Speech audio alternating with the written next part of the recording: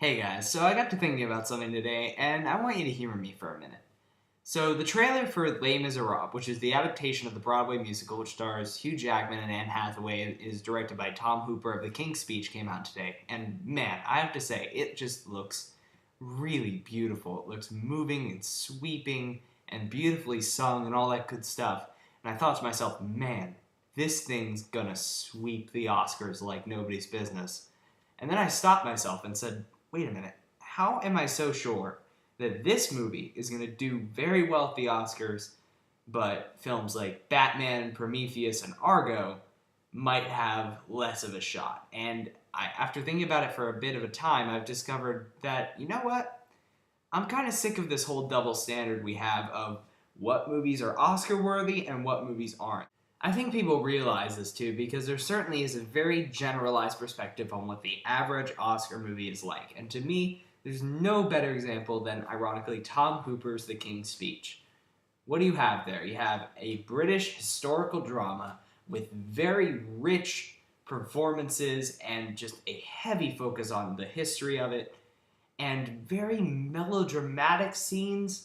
And I feel like the Academy sometimes takes historical melodrama as deeply moving, but to the audience, the average audience watching it, sometimes we can feel a little disconnected from it, especially in super Oscar bait films like The Artist.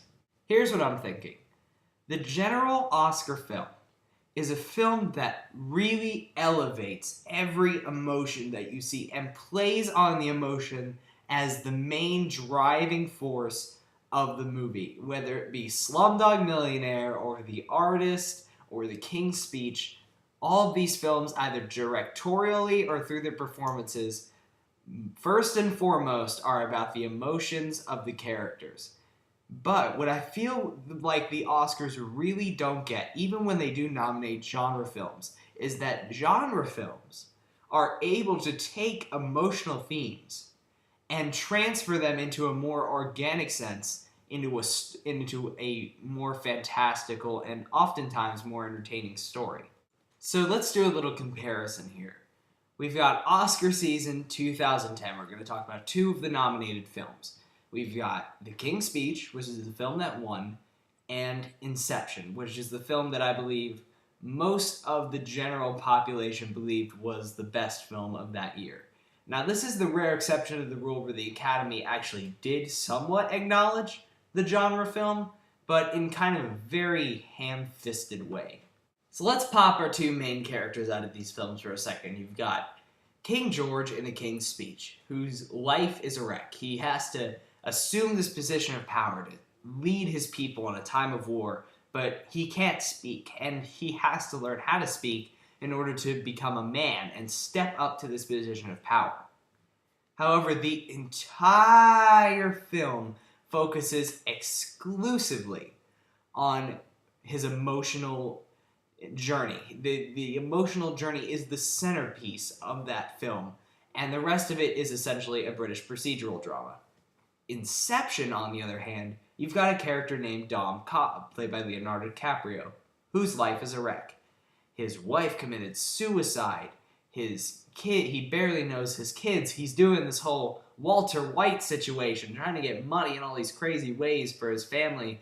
But the difference is that Inception takes human emotion and weaves it like a brilliant just pasture into this really creative story about dreams and the mind and the subconscious and what lies inside us and all this great stuff. And it peppered these little emotional things throughout all of this to make the story feel way more about the human condition just by taking our brains and our minds and our hearts on an adventure. And that's Inception, to me, was the stronger film of that year because I like The King's Speech, don't get me wrong. And I'm not saying that films shouldn't solely focus on emotion. I think that emotion is a great thing to focus on. But I feel like my heart didn't go on a journey with The King's Speech. I felt like only my mind was manipulated. Inception manipulated both, and it did it beautifully.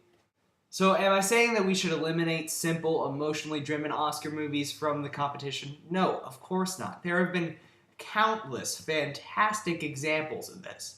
What I'm saying is that why do the movie awards, the celebration of cinema, merely focus on one side of the situation? Sure, they give Inception or District 9 or Avatar a pity nomination here or there, but why can't great films that explore the human condition in really creative and out there ways be in the same category as those that can explore it in a more down-to-earth way? And there's even a double standard within the genre films. Like 2009, you had Avatar and District 9. Why Avatar was the bigger contender in that Best Picture race than District 9, I don't know. Because James Cameron, he really didn't need much originality to come up with that story.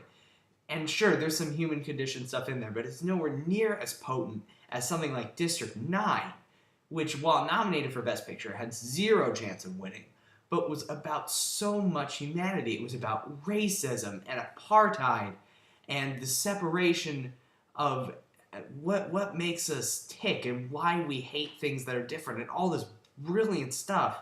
And even then, the Oscars went for the more flowery, visually stunning movie, which was Avatar. So to keep myself from going on too long, I'm just going to stop it at this. I just implore the award season, because we really have a shot here. Let's include some big genre movies that really did a great job at incorporating these stories about the human condition, but let's not include them out of pity. Let's put them in the actual race. Like if The Dark Knight Rises really lives up to this hype and is just this great, rousing film, let's put it in the same ring as Les Miserables or Django Unchained or all of these movies that are going to be competing. Let's put our genre movies in the same ring, and let's not have a double standard. Let's celebrate all movies because they all have something to say about our human condition. I hope you enjoyed my little rant. If you did, you can subscribe, comment, request a review, do whatever you want, and until next time, I'm Movie Kid Mike.